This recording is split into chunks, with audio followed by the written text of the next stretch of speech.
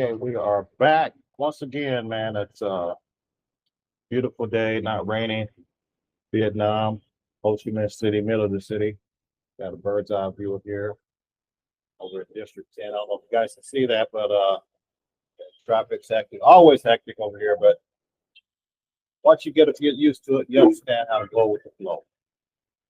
That's what you have to do with it. Tell you, one of the things that's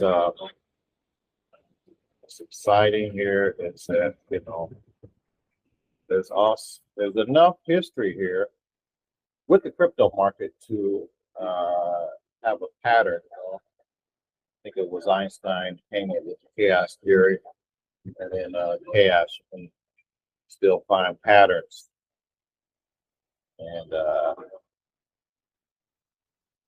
consistent with the past couple of cycles of Bitcoin and the rest of the crypto market is at quarter four after the halving. Has always been bullish, and lower rates, you can best believe you're going to get a pump. And look at that, we're already back up. Bitcoin's up 5% for the week. Ethereum 7.2. And that was perfect timing by the Fed to drop the rates 0.5% or 50 basis points.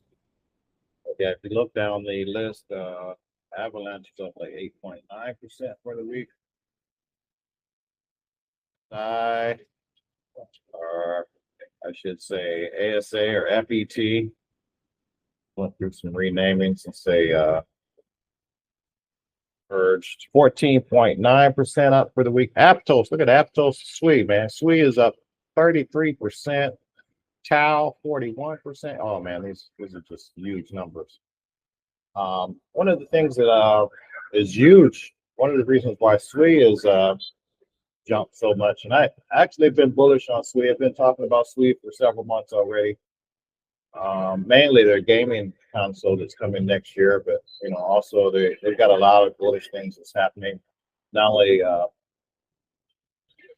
with this 33% jump, which show everyone why that actually happened this week. SUI actually has got some huge news. Couple big things. The first big thing that happened earlier this week, or I should say late last week, is that Circle announced that they're going to launch a stable coin on SUI network. And of course, Circle is they're one of the bigger players for stable coins, them in crypto space. So that actually spurred some excitement. But not only that, what also happened was that and it might be that might have been a result of this Circle coming on board, but the number of the amount of DeFi that's total value locked on SUI has doubled in a month. So very huge developments. And of course I'm bullish on SUI. I've got a little SUI bag, not a whole lot, but it's promising, man. Very promising platform, brought to you by some of the guys that was actually doing Facebook stablecoin, but that got canceled. Yeah, we're on the end of a lot of my friends and colleagues coming back from 2049 in Singapore, Token 2049. Huge event. I didn't get the chance to go this year. Stay back home, family business taken care of, and a lot of workshops and events here, and a lot of rain, man. It just being here about 2 years, it's just I think this is probably the worst we've seen it in Ho Chi Minh City, or at least the worst I've seen it anyway.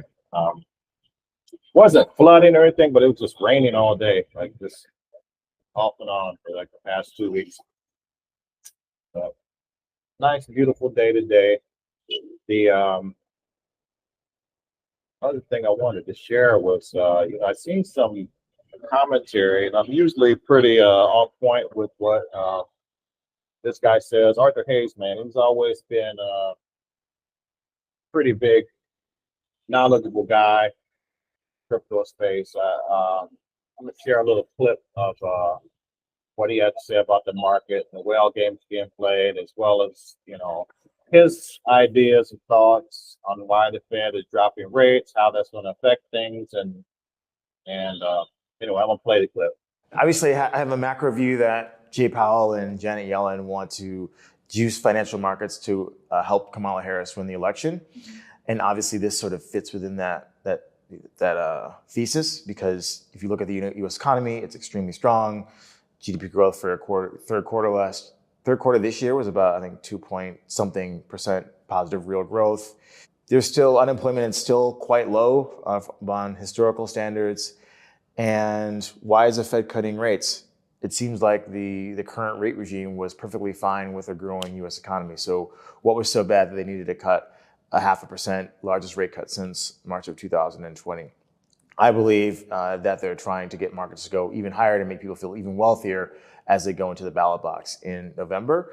And inflation is going to accelerate after this point, because if people have been saying that the U.S. government has been recklessly spending money, how does making it cheaper for them to borrow help that position? If you look at, I think it's a 13F filing in the U.S. where large funds have to disclose their holdings on a quarterly basis, you saw the top of the list were institutions like Millennium, large hedge funds, right, who owned all of these Bitcoin ETFs. Now, a lot of people think, oh, wow, Izzy believes that Bitcoin is valuable, but that's not the case. They were putting on basis trades. So these large funds would buy the Bitcoin ETF and sell the CME futures contract and earn a very good return. I don't know, whatever the basis was at the time. And so as that basis has come in, as the Bitcoin prices fell and gone sideways for the past 6 months, you started seeing these institutions selling Bitcoin ETFs in the cash market. And that's kind of why you saw sort of net outflows over the past few weeks. So it's going to be interesting to see the next quarter's disclosures on whether those who are at the top are now much lighter positions as they've unwound these trades. So I think we're yet to see sort of like a lot of true long-only buying that isn't influenced by sort of interest rate trades that are endogenous to the crypto ecosystem. Now, usually I'm in total agreement with Arthur Hayes, but I don't think that his analysis is on point for a couple of reasons. Fed mandate is not to simply keep the economy going. That's not their mandate. They have a mandate. Their actual purpose is threefold. It's kind of a balancing act. It's like they balance with their rate to try to do all of this. Their little power that they have. So one of the things is that they try to make sure that everything is stable. That's one of the things. But their main goal is to try to do this through their rates and some of the other tools that they have at their disposal. But they've got to do the job of making sure that the unemployment doesn't go haywire. And this is what I think Arthur Hayes missed in his analysis. They've got to actually make sure that the unemployment doesn't go haywire. And with the numbers that they just revised last month in the U.S. for the unemployment, they overestimated like almost 900,000 jobs that were created. That should be actually a red flag. So they actually had to do something to skim the rates and cut the rates, because otherwise, that those unemployment numbers are going to go extremely high, extremely fast. But they've got limited tools to do this. So they can buy up certain treasuries, but they can't they can't just sit there while unemployment numbers are just ballooning. And I know some of that is due to the rates and the freezing of a lot of the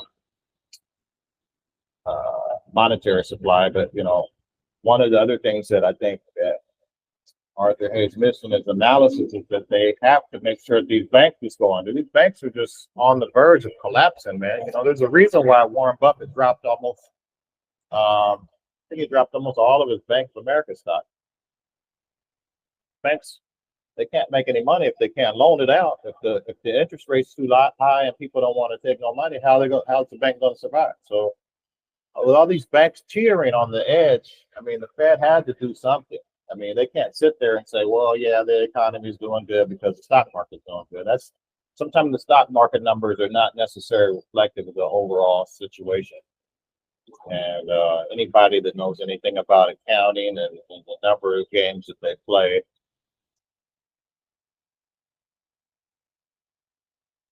books, numbers, they can do a lot of things with numbers, a lot of creative things with numbers to make sure that everything looks good on paper. And but it's not. One prime example is when Warren Buffett was he heavily invested before he heavily invested in Bank of America. He invested in Wells Fargo several years back, and this guy's an astute investor, one of the more noteworthy investors of our time, and I'm sure he's looked at all the books, he looked at everything. One of the things he wasn't able to factor into the equation was what they were doing with numbers. They were actually going in. They were the managers and the top dogs were telling on everybody to sign everybody up for multiple accounts. And I actually got caught up in that scam because they tried to set me up with an extra account when I was banking with Wells Fargo. They set me up with an extra account, even though I told them I didn't want an extra account. And so on these quarterly calls, we got so many customers with X amount of accounts and X amount of services. And the accountants were able to cook the books and make it seem as though the bank was doing better than it was. And when all that got discovered, of course, Wells Fargo got in trouble. But their evaluation took a tumble, and it's just some of it's trickery. But they also have the mandate to stem inflation. Now, I know Arthur had said something about the inflationary targets were hit. Actually, we're in a deflationary situation, according to a couple other analysts who pointed that out. Deflation is not a good thing.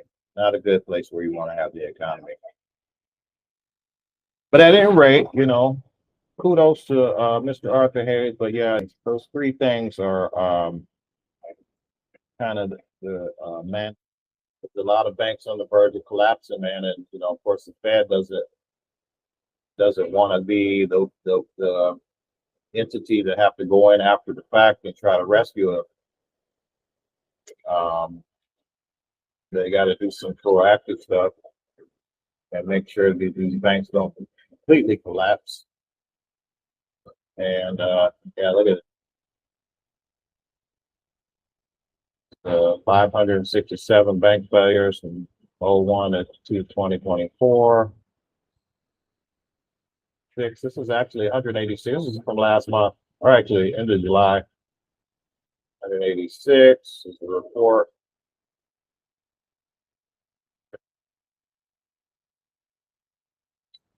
Problem banks. Review. Okay. Problem banks. This is a 2022 list. There's a let's let me pull up a more current list here. There's a problem bank list.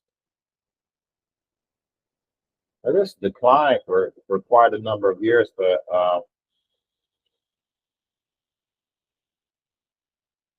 yeah, this is not a good sign. It is.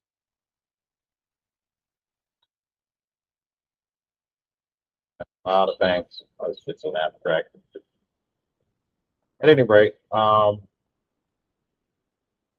it's a good thing that the banks were actually not a good thing that the banks are on the verge of collapse, but it's a good thing that they actually did something.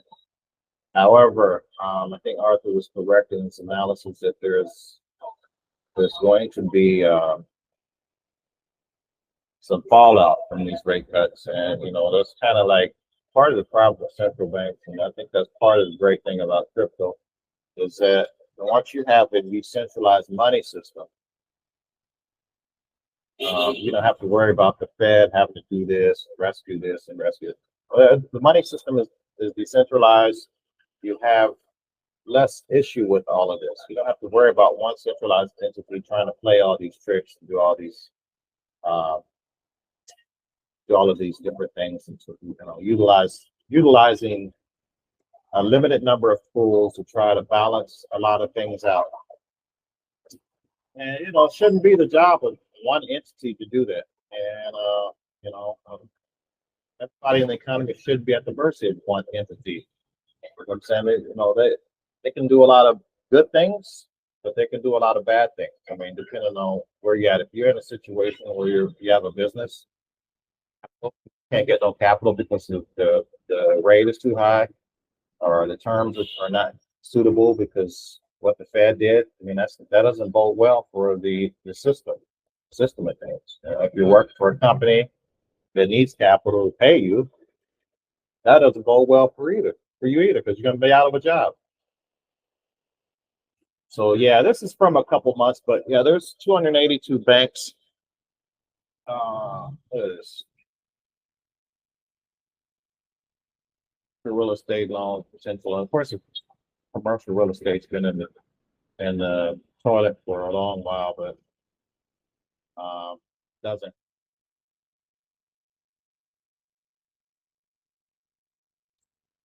So everything's so tight.